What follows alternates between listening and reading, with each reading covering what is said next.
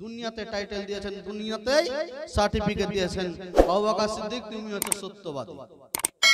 হযরত উমর ফারুককে বলা যায় উনি হচ্ছে সত্যবাদী, হযরত উসমান গনি হচ্ছে সত্যবাদী, হযরত আলিয়া মুর্তজা হচ্ছে সত্যবাদী, ইনারা হচ্ছে সত্যবাদী, এবং হাসান হোসেন ওনার খানদানে যতগুলো চলে আসছে সব সত্যবাদী। সমস্ত সাহাবায়ে কেরাম, তাবেঈন, তাবে তাবেঈন, ইনারা হচ্ছে সত্যবাদী। বেরাদার মুসলমান, আমরা কোন সত্যবাদী খুঁজে বেলাইব আপনি ভেবে দেখুন। কেউ যদি সত্যবাদী না হয় তবু মুখের সামনে বলতে হয় তুমি ভাই সত্যবাদী। কেন?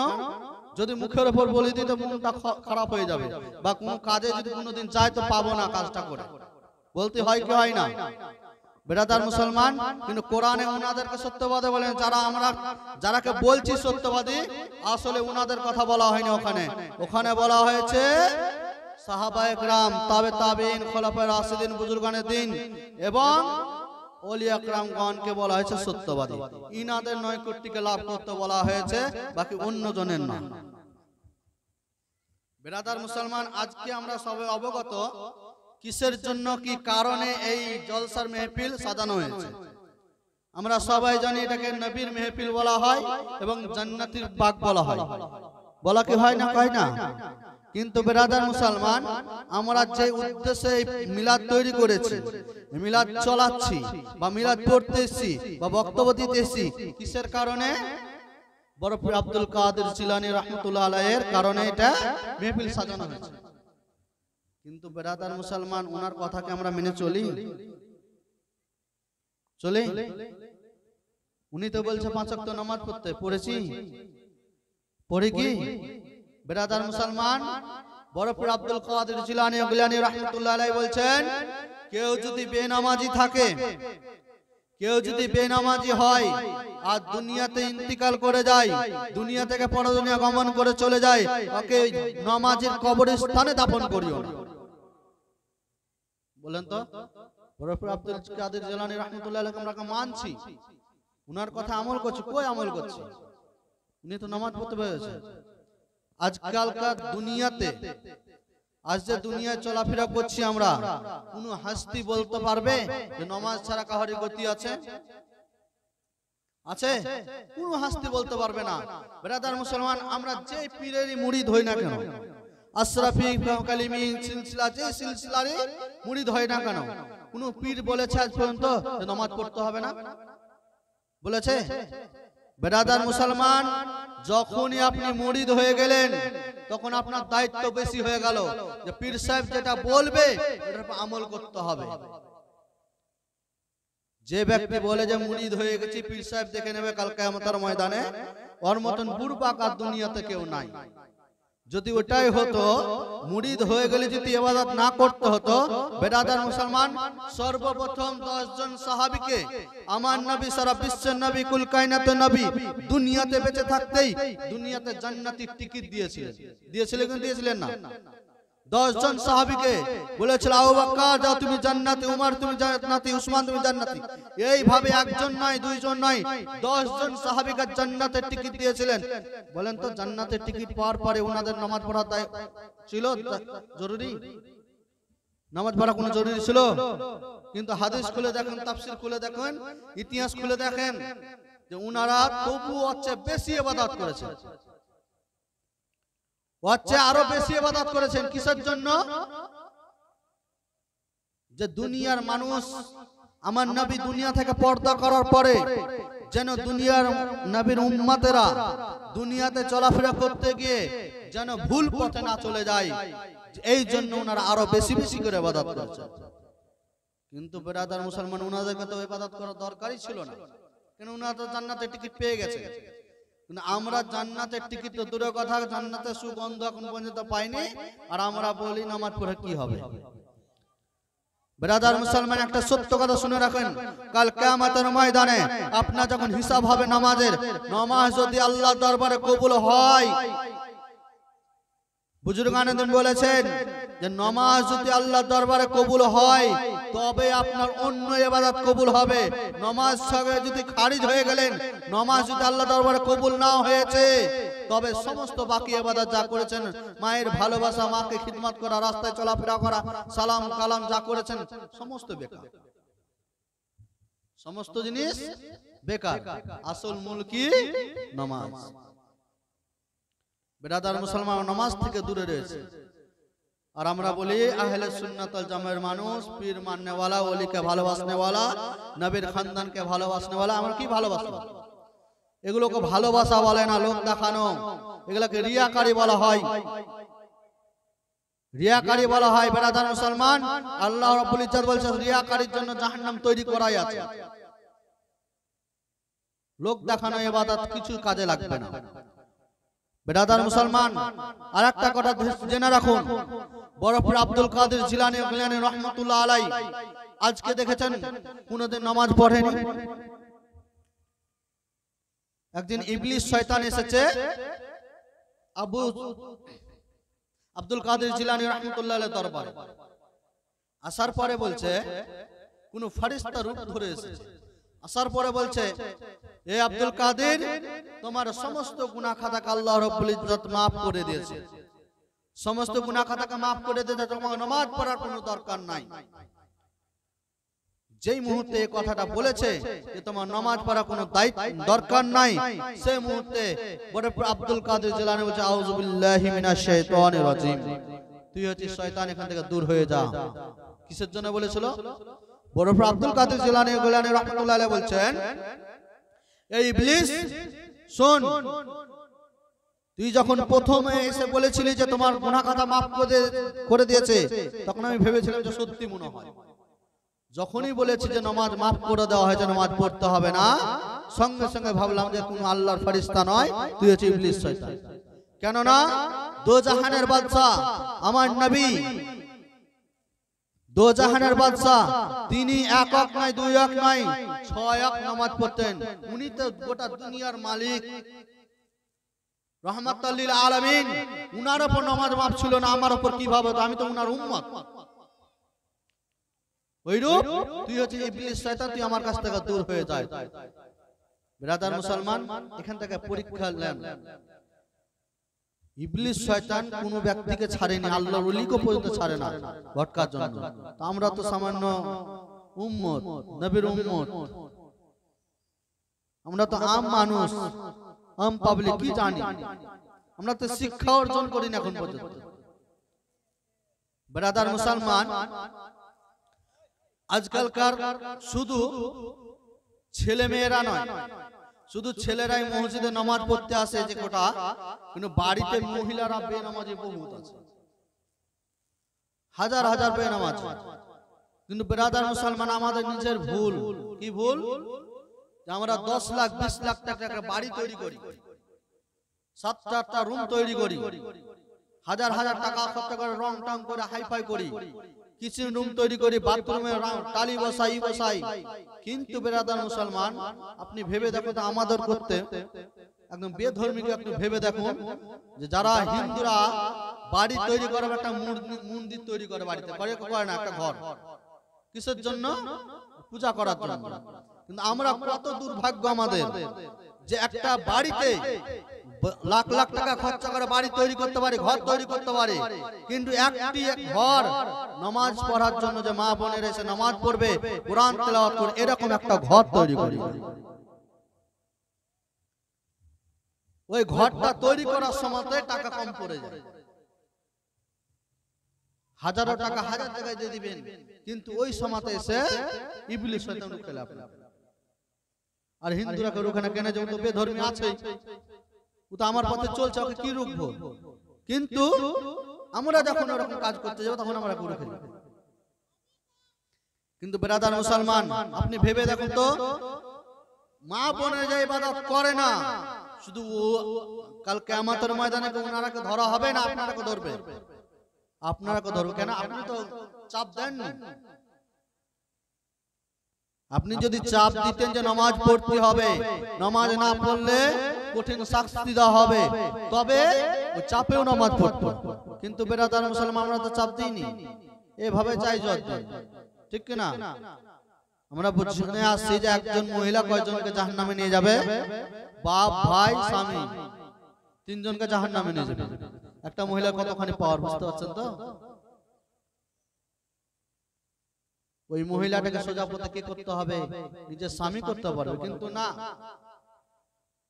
আজকালকার মহিলার পাওয়ার হয়ে গেছে কি এর স্বামীকে গোলাম বানানো। সবাই সব মহিলার চাই যে আমি শ্বশুরবাড়ির যে রানী হয়ে থাকবো, কিন্তু আসার পরে স্বামী কি নিজের গোলাম করে লাগে, যে রানীর জায়গায় নিজেই গোলামের স্ত্রী হয়ে গেল, ঠিক কিনা? স্বামীকে যেদিকে চলতে বলছে ওদিকে চলছে, ওদিকে না তো নাই। গাংনিতে বহুত বাড়িতে দেখেছি যে স্বামীর কোন পাওয়ারই নাই, ওখানে বলে দিলে ওখানে বসে তো বসেই আছে, আর কোন কথাই বলে কোন ওই বাড়িতে দেখবেন কোন রহমত হবে না, কোন ইবাদত করার কোন কাজই আসবে না। কেন? স্বামীর কথা তো চলাফেরা করে না। শুনুন তাহলে, একজন মহিলা বহুত ইবাদত করত, কোরআন পড়া, নামাজ পড়া, 5 ওয়াক্ত নামাজ পড়তো, কিন্তু মৃত্যু হয়েছে। তার আগে একজন মহিলা নিজের ছেলে খারাপ হয়ে গেছে, কোন অসুখে লিপ্ত হয়েছে। মান্নাত মানে একটা জিনিস দেখবেন মহিলাদের মধ্যে সবচেয়ে বেশি আছে, কিন্তু মান্নাত মানা, মান্নাত মানা, যে আমার ছেলেটা ভালো হলে দরকারে খাসি দেবো, আমার ছেলেটা ভালো হলে দরকার খানা খাওয়াবো, এগুলা মান্নাত মানে কি মানে না। কিন্তু ওই মহিলা কি মান্নাত মেনেছে? আমার ছেলে যদি ভালো হয়ে যায় আমি 3 দিন ধরে কবরের মধ্যে থাকবো, 3 দিন কবরের মধ্যে থাকবো। ব্রাদার মুসলমানের ছেলে ঠিক হয়ে গেছে, এবার স্বপ্নের মধ্যে দেখাচ্ছে তুমি যে ইবাদত যে মান্নাত মেনেছিল মান্নাতটা পূর্ণ করো। ওই ছেলেকে আর আম্মা জান বলছে, বেটা তুমি যখন শরীর অসুস্থ ছিলে তখন আমি মান্নাত মেনেছিলাম যে তুমি যদি ভালো হয়ে যাও আমি 3 দিন কবরে থাকবো। উনার ছেলে বলছে ঠিক আছে। তারপরের দিন একটা কবর খনন করে কবরস্থানে দাফন করে চলে এলো। তো দাফন করে আসলো, প্রথম রাত্রে উঠে দেখছে প্রথম দিনে যে উঠার পরে মহিলারা চলাফেরা করছে, 3-4 জন মহিলা চলাফেরা করছে, সালাম দিল, সালাম উত্তর দিল। দেখো একটা বাগানের ভিতরে একজন মহিলা চলাফেরা করছে, আর খুব সুন্দর পরিন্দা হাওয়া করছে, খুব সুন্দর পরিন্দা হাওয়া করছে। দেখে তো অবাক, বললো যে তুমি এত সুন্দর জায়গা কি লাভ করেছো?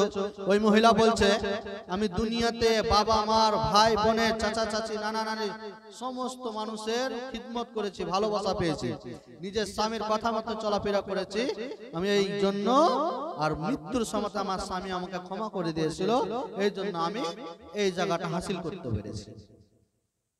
আর কিছুক্ষণ এগিয়ে যেয়ে দেখছে একজন মহিলা একটা গাছের নিচে বসে আছে, খুব সুন্দর পোশাক পরে আছে, কিন্তু মাথার উপরে কাউয়া একজন পাখি, একটি পাখি ঠক ঠক করে ঠুকুর মারছে আর মাথার মগজগুলা খাচ্ছে।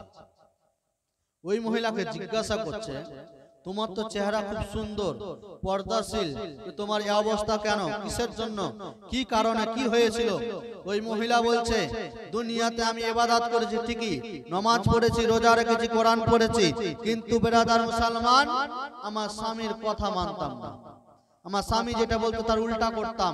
তো মৃত্যুর সময়তে আমি মারা গিয়েছিলাম, তো আমার স্বামী আমাকে ক্ষমা করেনি, এই জন্য আমি এই জায়গাতে। ওই মহিলা বলছে তুমি যেহেতু মান্নাতের কারণে 3 দিন ধরে কবরে থাকবে, 3 দিন পরে তোমাকে উঠানো হবে, বাড়ি চলে যাবে, যাওয়ার পরে আমার অমুক গ্রামে বাড়ি, আমার স্বামীর নাম আমার স্বামীকে যে বলিও যদি ক্ষমা করে দেয় তো আমার আল্লাহ তাআলা রব্বুল ইজ্জাত আমাকেও ক্ষমা করে দেবে। 3 দিন পূর্ণ হয়ে গেল, মহিলা উঠলো, উঠে সঙ্গে সঙ্গে ওই মহিলার বাড়ি, ওই মহিলার বাড়ি যাওয়ার পরে স্বামীর সঙ্গে দেখা হয়েছে। স্বামীকে বলছে কিছুদিন পূর্বে কি তোমার স্ত্রী মারা গেছে? বলছে হ্যাঁ। তুমি কি ক্ষমা করেনি? বলছে না। তো তোমার স্ত্রী খুব আযাবে রয়েছে। বলছে আযাবে কি করে থাকবে? দুনিয়াতে নামাজ পড়েছে, রোজা রেখেছে, আদব কায়দা ছিল, কোরআন পড়েছে, এত ইবাদত করেছে, কোনো ইবাদত কাজে আসেনি, কোনো ইবাদত, কোরআন পড়া, নামাজ পড়া, ইবাদত করা কোনো কাজে আসেনি, একটাই কারণে যে তুমি তোমার কথা মেনে চলেনি এবং তুমি ক্ষমা করনি কারণে। আযাবে লিপ্ত রয়েছে। আমি 3 দিন মান্নত মেনেছিলাম, কবরের মধ্যে ছিলাম এবং তোমার স্ত্রীর সঙ্গে সাক্ষাৎ হয়েছে। আজকে যদি তোমার স্ত্রীকে খলুস দিল দিয়ে maaf করে দাও, আল্লাহ রাব্বুল ইজ্জত ওই মহিলাকে maaf করে দেবে। ব্রাদার মুসলমান, ওই মানুষটি তখন সঙ্গে সঙ্গে maaf করে দিল। আর তারপরে দিন ওই মহিলা স্বপ্নের মধ্যে দেখছে যে ওই মহিলা আযাব থেকে বেঁচে গেছে এবং জান্নাতের বাগানে ঘোরাফেরা করছে। বলেন সুবহানাল্লাহ। তাহলে একটা মহিলা কিসের জন্য? স্বামীর খিদমত না করার কারণে, স্বামীর কথা না মানার কারণে, স্বামীকে গোলাম বানার কারণে জাহান্নামে যাচ্ছে। 10 টাকার নিজের পায়ে নিজে কুড়োল মারছে, মারছে কে? মায় না। আর কেউ কেউ বলে যে মহিলাকে ইসলামে মহিলাকে বেঁধে রেখেছে, বলে কি বলে না, জেলখানা করে রেখেছে। বেরাদার মুসলমান, আপনি ভেবে দেখুন তো, একজন মহিলা বাচ্চা সময় মায়ের খুব খুশি পালাম, ভালো ছেলে, ভালো মেয়ে, মা বাবার ভালো ছেলে, খুব খুশি পায়। বড় হওয়ার পরে বিয়ে দেওয়ার পরে স্বামীর ঘরে এসে স্বামীর মোহাব্বত পায়। তারপরে যখন মা হয়ে গেল, মা হয়ে যাওয়ার পরে কি আল্লাহ রাব্বুল ইজ্জত মা আল্লাহ রাব্বুল ইজ্জত বলছে, ওই মহিলা যেহেতু তুমি বাচ্চা জন্ম দিয়েছো, তোমার পায়ের তলে জান্নাতের মালিক বানিয়ে দিলাম, পায়ের তলে জান্নাত দিয়ে দিল, পায়ের তলে জান্নাত দিয়ে দিল। আর বলছে মহিলাকে কিছু দেয় না, যদি বাপ মার খিদমত করে তাহলে ওই ছেলে জান্নাত পাবে। তাহলে বলেন তো, এখানে বলা হচ্ছে মায়ের পায়ের তলে জান্নাত, কিন্তু বাবাকে কিছু দেয়নি। বাবাকে বলা হয়েছে ওই জান্নাতের দরওয়াজা। বলেন সুবহানাল্লাহ। ওই জান্নাতের দরওয়াজা হয়েছে বাবা। আর স্বামী খিদমত যদি করে তো ওই স্ত্রীর জান্নাত হচ্ছে স্বামীর পায়ে তলে। আর হাদিসে এসেছে আল্লাহ ব্যতীত যদি কোনো ব্যক্তিকে সিজদা করার হুকুম হতো, তাহলে আল্লাহ তাআলা বলছেন যে আমাকে ব্যতীত যদি কোনো ব্যক্তিকে সিজদা করার হুকুম থাকো, নবী বলছেন, তো ওই ব্যক্তিটা হতো স্বামী। বলেন সুবহানাল্লাহ। স্বামীকে সিজদা করার হুকুম। কিন্তু বেরাদার মুসলমান, ইবাদত তো একজনের জন্য হয়, আল্লাহর জন্য ইবাদত হয়, তাছাড়া কারোর জন্য হয়। তো সিজদা শুধু আল্লাহকে করা হবে। কিন্তু বেরাদার মুসলমান, কিন্তু মহিলারা কিন্তু স্বামীর পেছন ছাড়ে না, স্বামীকে ভালোবাসতে পারে না ঠিকভাবে, আর গোলাম বানিয়ে রাখছে। কাল কিয়ামতের ময়দানে বহুত আযাব হবে। বেরাদার মুসলমান, মনে হয় যে গাংনাতে ছেলের সংখ্যা কমই আছে, মহিলার সংখ্যা বেশি। কিন্তু বেরাদার মুসলমান, যতই মহিলার সংখ্যা বেশি হোক না কেন, ছেলের নিচে হয় না, ছেলের উপরে কোনোদিন মহিলারা হয় না। ওইরূপ আপনারাও নিজের স্ত্রীকে ওইভাবে চলাফেরা হুকুম করবেন যেটা ইসলামে হুকুম দিয়েছে। তাছাড়া বাহিরে কিছু বলবেন না। দুনিয়াতে চলাফেরা করার যেগুলা চলছে, মেলা দেখতে নিয়ে যাওয়া, এগুলা কিছু বেদাত হারাম জিনিস। কাল কিয়ামতের ময়দানে আপনাকে শাস্তি হবে। বেরাদার মুসলমান,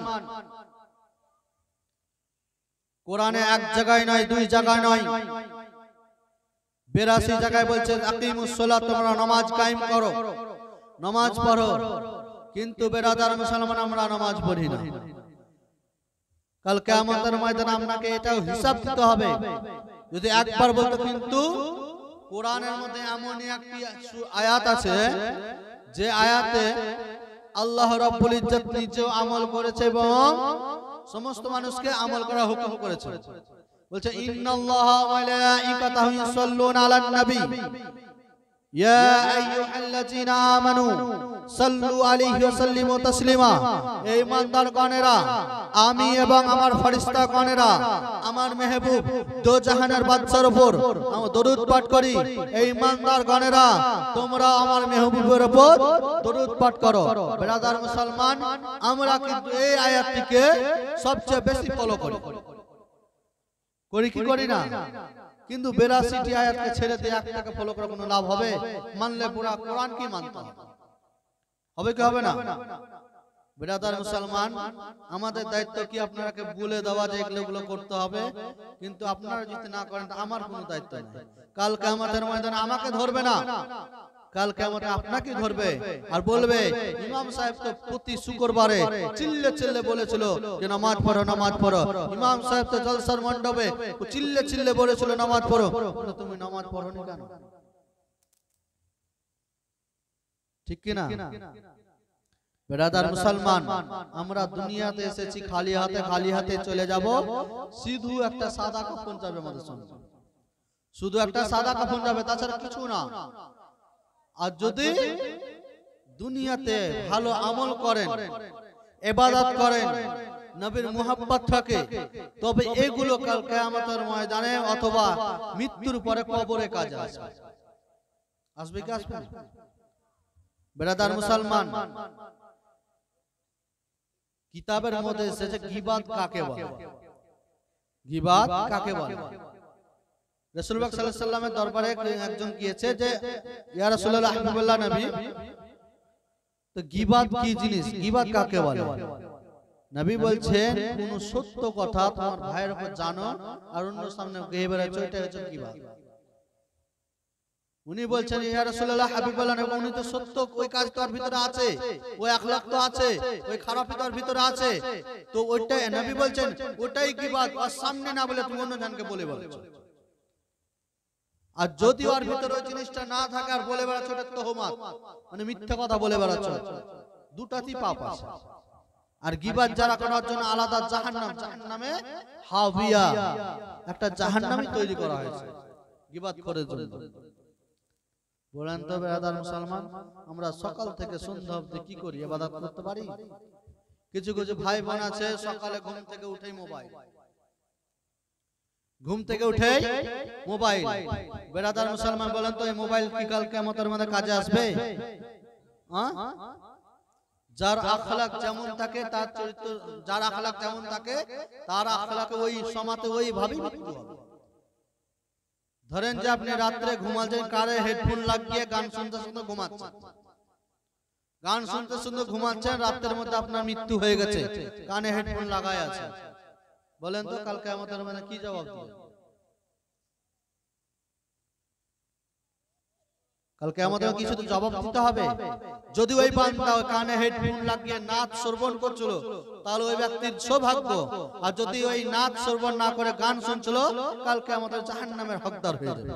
বেরাদার মুসলমান, একজন দাওয়াত ইসলামে একজন ব্যক্তি ইন্তিকাল করেছে, তার আখলাক কি ছিল?